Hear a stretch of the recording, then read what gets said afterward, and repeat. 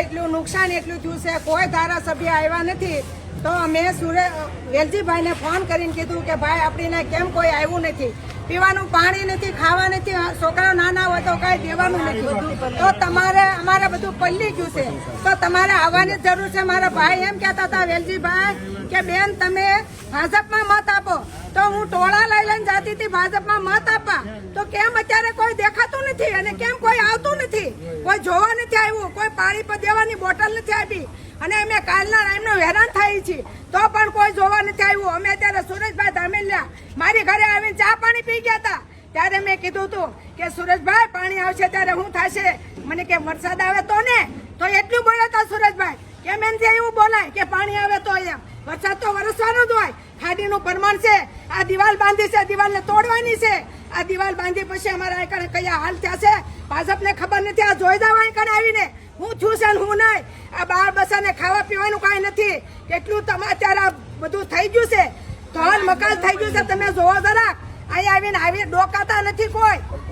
તમારા ખિસ્સા ભરાય પાંચેરિયા કોઈ આવ્યા છે કોઈ? પાણીનો નિકાલ કરો, પાણીનો નિકાલ નહીં દો ને તો હાલશે, પણ પાણીનો નિકાલ કરો ને. આ બધી કીધું જોજે તો તમે લઈ જાઓ. તમારા હોય ને તો લઈ જાઓ તમે. તમારા ખિસ્સા ભરીને વંડિયું કરાવી. અમારે પાણી અમારે શું દેવાનું, અમારા જીવને હું. તમે તો તમારી એસો આરામ કરી લીધા. અમારે છોકરા પાણીના તલખા મારે, પાણી નથી મળતા અને 1000 રૂપિયા લોલીપોપ ન ખવડાવતા કોઈ. 1000 રૂપિયાના સંપલ નથી આવતા.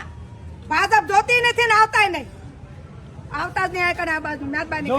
અને ડોકું કાઢવા તો આવું પડે કે નહીં? અહીંયા પાણી ઉતરી ગયું તોય કોઈ ડોકું કાઢવા નથી આવ્યા. કેટલું નુકસાન છે અત્યારે અહીં ઘેરે. તમે જોઈ જાવ આવીને કે કયા હાલ છે અત્યારે.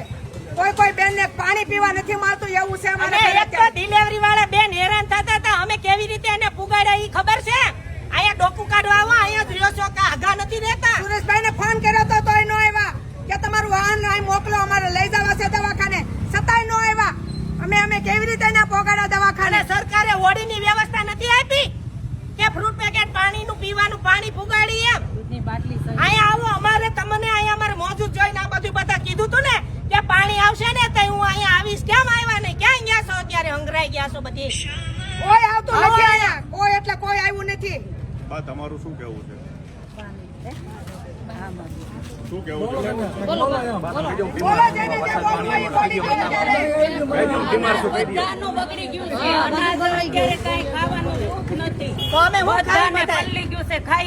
છોકરા નાના રોવે છે, દૂધ વગરના રોવે છે. ત્યાં લેવા જાવ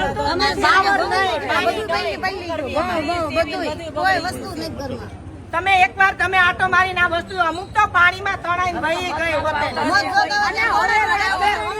અમારી સોસાયટીમાં ઈ બાને મત ના બાને કોઈ દી આવતા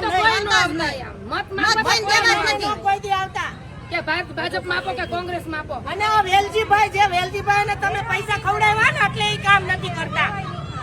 એને અમને તમારી કોઈ તાયના કે ન્યા હાલો રાતે 12 વાગે કે ન્યા હાલો મત અડધી રાતે સાંડલા કરવા આવ્યા. તમને પૈસા ખવડાવ્યા છે એના ખિસ્સામાં પૈસા નાખ્યા છે.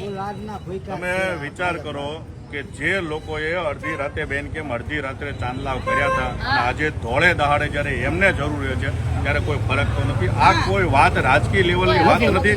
આ છે લોકોની મૂળ પીડા છે કે જ્યારે એમને જરૂર છે ત્યારે કોઈ વ્યક્તિ અહીંયા હાજર નથી.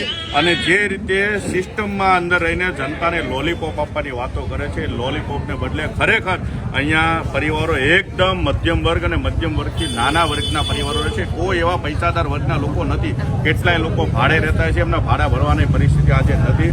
તો સરકારને માનનીય મુખ્યમંત્રી શ્રી જ્યારે આજે સુરતની મુલાકાતે આવી રહ્યા છે ત્યારે એક પ્રતિનિધિ તરીકે એક આ લોકોના જે કંઈ પ્રશ્નો છે એને વાચા આપવા તરીકે અમે એક નાનો એવો પ્રયાસ કરતા ત્યારે આ લાગણીને માન આપો. અને આખા શહેરની અંદર લગભગ એક અંદાજ મુજબ 1000 કરોડ રૂપિયાથી પણ વધારેની નુકસાની થઈ છે.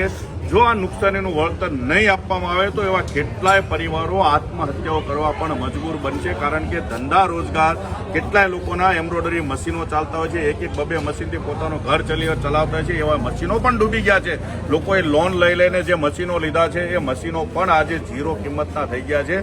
અને એ પરિવાર જ્યારે આર્થિક રીતે બેહાલ થઈ જશે ત્યારે એમની પાસે આત્મહત્યા કરવા સિવાય કોઈ ઓપ્શન નહીં વધે. તો સરકારને વિનંતી છે કે કરોડો રૂપિયાનું જે ફંડ હોય છે એ ફંડમાંથી યોગ્ય વળતર આ સુરત શહેરની જનતાને તમામ જે પણ જગ્યાએ નુકસાન થયું છે એનો યોગ્ય સર્વે કરવામાં આવે અને જેટલી ઝડપથી એટલે કે અથવા તો બની શકતું તો આજને આજ તમે એવી જાહેરાત કરી દો કે તાત્કાલિક ધોરણે સર્વે કરી 7 દિવસની અંદર અમે યોગ્ય વળતર આપીશું, જરૂરિયાત મુજબનું વળતર આપીશું એવી અમારી માંગણી છે. આપ સૌ આ વાતને સાંભળજો એવી વિનંતી છે.